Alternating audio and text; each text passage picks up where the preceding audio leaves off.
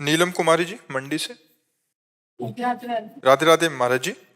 महाराज जी, मैंने लगभग 4 महीने पहले दिनचर्या नियमावली आपकी कृपा से लिया है। महाराज जी, नियमावली करने से मन में उथल पुथल से हो रही है और जो उतार चढ़ाव आ रहे हैं, समाज के लोग भी बहुत प्रताड़ित कर रहे हैं, जिससे मन विचलित है। नहीं, समाज के लोग इसमें प्रताड़ित कर रहे हैं क्या? समाज के लोग पर मैं और मेरा बेटा है एक, मुझे अपने बेटे के लिए अर्थ तुम्हारा बढ़ता है। ठीक है, तो अब क्या करते हैं, जब से दिनचर्या लिए वो दुश्मन की तरह मुझे देखते हैं। कौन लोग जो मेरे आसपास के हैं। और मुझे क्यों दुश्मन? जब हम किसी का अहित नहीं करते, हम किसी का अमंगल नहीं करते, तो आपको पता कैसे कोई आपको दुश्मन की तरफ देखते हैं? आपको कैसे पता है? जहाँ मैं दुकान करती हूँ वहां पर वो टेबल लगा के जुआ खेलने लग जाते हैं। मुझे इरिटेशन होती है कि मैं परेशान हूँ। देखो, आपका स्त्री शरीर है, अगर आप कोई व्यापार आदि कर रहे हैं, कोई ऐसे कर रहा है, उद्दंडता कर रहा है, तो उसका भक्ति से संबंध नहीं। ऐसे उद्दंड लोग तो बिना भक्ति करने वाले को भी परेशान करते हैं, तो उसके लिए हमारी कानून व्यवस्था है। ऐसे कैसे कोई उपहास कर सकता है? वो मुझे बोलते हैं तो बहुत धर्मात्मा बनती है, जब मैं उसके अगेंस्ट बोलती बहुत धर्मात्मा बनती। अच्छा बताओ, ये कोई बुरी बात है? अगर कोई किसी को कहे तो वो धर्मात्मा बनती है तो अच्छी बात है।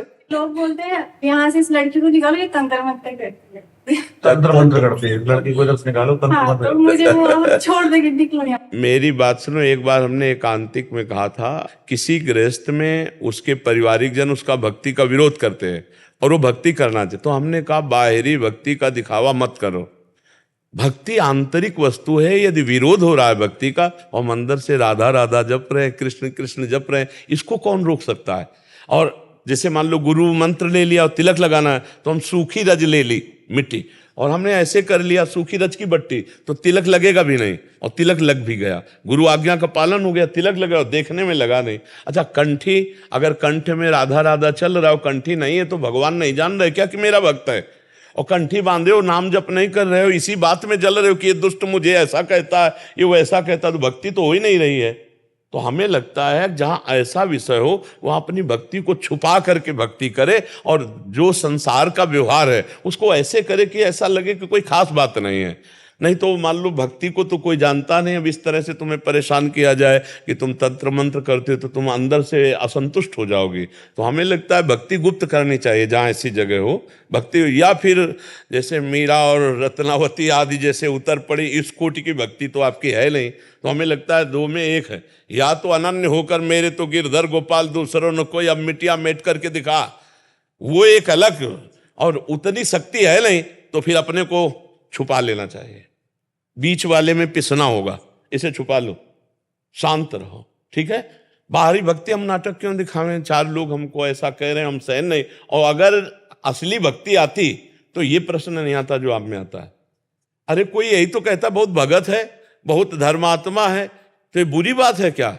है ना? अच्छा, कोई कह रहा तंत्र मंत्र, तो हम किसी के ऊपर किया नहीं तो कैसे कोई हमें कह देगा तंत्र मंत्र कर रहे? ऐसे कहने से होगा क्या? बात की पीड़ा होती है कि मुझे बोलते हैं मैं तंत्र। भजन नहीं है इसीलिए पीड़ा होती है। अगर भजन चल रहा होता तो पीड़ा किसको होती होती? मैं श्री जी को बोलती हूँ, जब भी किसी का हित तो नहीं सोचती, मैं बोलती श्री जी आप ही देखना, अगर मेरे को परेशान करता आप ही देखना। भक्ति का स्वरूप क्या है? करत जे अनसहन निंदक तीनों पे अनुग्रह कियो, जो तुम्हें बुरा छेते तो श्री जी इसको सुख दो, इसकी बुद्धि शुद्ध करो।